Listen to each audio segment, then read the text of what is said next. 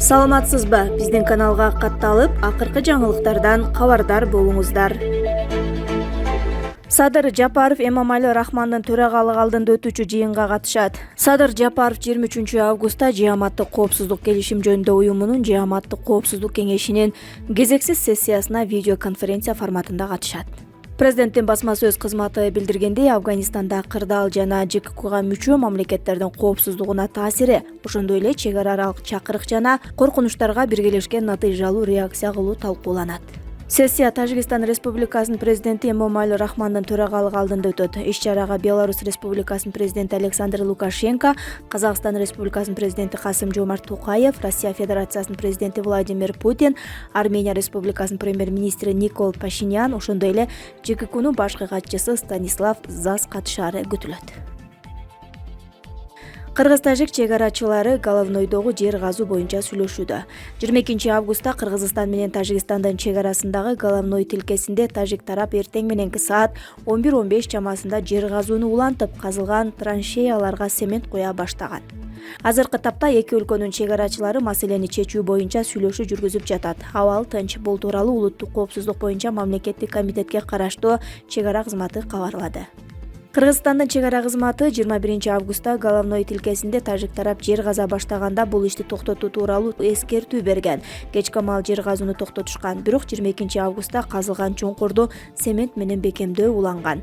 Быйыл 28-30 апрелде жана 1 майда Баткенде кыргыз-тажик чек арасындагы куралдуу кагылыш Головной тилкесинде башталган. Андан 36 кыргызстандык курман болгон. Үйлөр, социалдык объектилер өрттөлүп, талкаланып, жарактан чыккан. Тажикстан 19 жаранын каза болгонун билдирген. Эки өлкө бирин-бири айыптап кылмыш иштерин козгошкон. Баткен району Аксай айыл аймагындагы Головной суу бөлүштүрүүчү жайы стратегиялык аймак. Ал Ички иштер министрлигинин атайын кайтаруусунда турат. Мародерчу Атамекен партиясынын лидерлери чилдей тарап, алар менен эптеп оокат кылгандар Акаев, Сурабалдиева, Момбеков, Токтогазиевдер кантип күн көрөт? Атка минсе кишидей, аттан түшсө желмогуздун тешиндей дегендей. Кызматы жок болсо кишидей мансап алышса эле Тилек Токтогазиевке окшоп желмогуздун тишиндей болгон. 30 жылдан бери кыргыз элин эрмектеп, канын кактабай соруп, кайсы жерде башаламандык болсо ошол жерде пайда болуп келаткан Атамекен деген партия бар. Мунун башында Текебаев, Шерниязовдор турчу. Болот Байке акты карап, иниси Садык Шернияз Францияга элчи болгон. Анын артынан Текебаев да элчи болуп жол тартып, ал кетсе бул партия чилдей тарап, чачырап жок болуп кетет го. Таянганы Шыкмаматов кол шилтеп кетти. Салянова оозун бекем жапты. Койташ учурунда Текебаевди каматкан Атамбаевке боору менен жылып барган элчи Кылыч Султанов да Атамекендин каймагын калпып жегендерден. Уккан кулакта жазык жок. Экс-элчи Чыңгыз Айтматовдун Атамекенчи кызы Ширин Айтматова, туризм магнаты Турузбек Мамашевдин Атамекенчи кызы булар да элчи болобуз деп кезекте турушат дешет. 2020 жылы күзүндө Атамекен партиясы менен эптеп оокат кылгандар Жанар Акаев, Эльвира Сурабалдиева, Рыскелди Момбеков, Тилек Токтогазиевдер кантип күн көрөт? Чоң казаты менен башаламандыкты колдогон Алмаз Бейшеналиев да ЮНЕСКО тарапка элчи болуп кетти. Эти журналист сөөгү милиционер Рыскелди Момбеков менен олигархтын кызы Эльвира Сурабалдиева тууралуу былтыр кызык кеп тараган.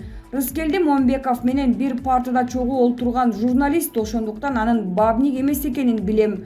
Ушул сөз үй бүлөсүнө чейин жетип, Рыскемдин айдай сулуу жары маалымат беттерине кызым атасын Сурабалдиевадан кызганат деген жалаяктай макала жарыкка чыкты.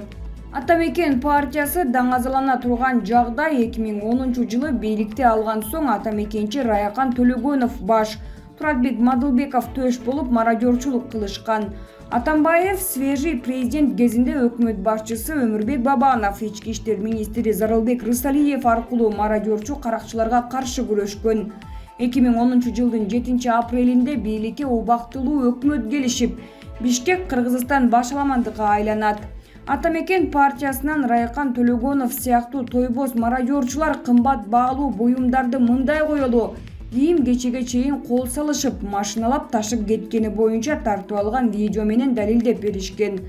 Мародерчулук боюнча дүйнөлүк рекорд коюшкан Атамекен партиясынан Райкан Төлөгөнов менен Бишкектин милициясын тейлеген Туратбек Мадылбековдун атагы алыска чыккан.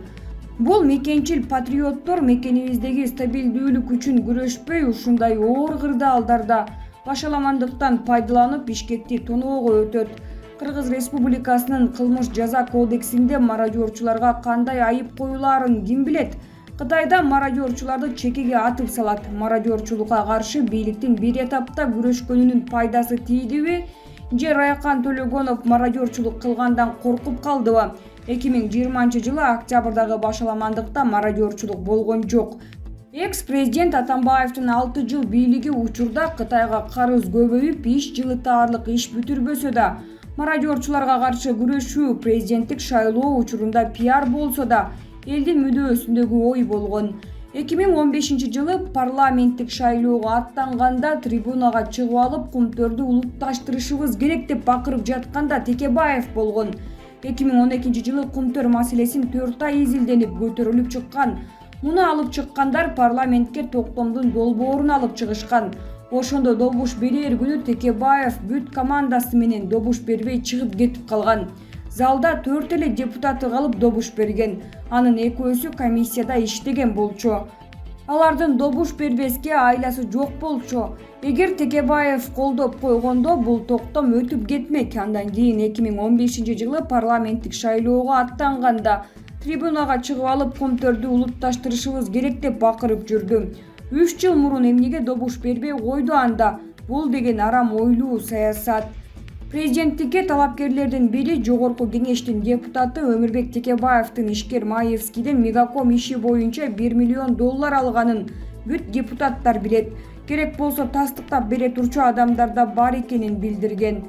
2012-жылы Маевскийдин өкүлү Алексей Модин генералдар Феликс Кулов менен Өмүрбек Суаналиевке келишип, Өмүрбек Текебаев Мегакомду алып берем деп орусиялыктардан пара катары алган $1 миллион акчанын убадасын аткара албай калганынан улам кайра Текебаевден өндүрүп берүүнү суранышканын билем. Кулов менен Суаналиев Модинге Текебаев азыр бийликте олтурат, ага күчүбүз жетпейт деп баш тартышкан, деп билдирген экс-депутат Бегалы Наргозуев 5-каналдын Күн өзөк программасында. Ал кездеги Текебаевдин жактоочусу Алмамбет Шыкмаматов менен талашып тартышуу учурунда. Модин да Текебаевдин эски досу болгон. 2006-жылы Текебаевге каршы Матрешка операциясында мобилдик компанияда иштеген Модин ал операциянын бардык катышуучуларынын телефон сүйлөшүүлөрүнүн распечаткаларын Текебаевчилерге алып берип, чоң жардам берген. Ошондон кийин дос болуп калышкан Алексей Модин менен Текебаев 2010-жылы Мегакомду орусиялыктарга тымызын сатуу операциясын иштеп чыгышкан. Жана Модин Москвадан Госдуманын экс-депутаты Маевскийди инвестор катары таап келип, Текебаев менен достоштурган. 5-каналдын Күн өзөк программасында Кыргызстандагы парламентаризмдин өнүгүүсү боюнча талкуу болуп, Атамекен фракциясынын ал кездеги лидери Алмамбет Шыкмаматов менен экс-депутат Бегалы Наргозуев талашып тартыша кеткен. Талкууда Кыргызстанда 2010-жылдан бери 9 жыл ичинде Текебаев баштаган убактылуу өкмөт убада кылган парламенттик система орнодубу деген суроо бир нече жолу берилген. Ак үйдөгү интригалардын курмандыктары, алардын сырларын ачуу жана компроматтарды жайылтуу жагынан Жалбырак ТВ бүйүр кызытып, соц тармактарга талкуу жаратып жүрдү. Албетте бул саясий күрөш. Жалбырак ТВ Өмүрбек Текебаевге караштуу. Карт бөрү саясатчы тынчыбай жүрдү. Бийлик чиновниктери күн сайын же ар жумада ор койгон катачылыктарга жол беришери. Алардын көшөгө артындагы оюндарын ачыктоо жагынан Текебаев тажрыйбалуу эмеспи?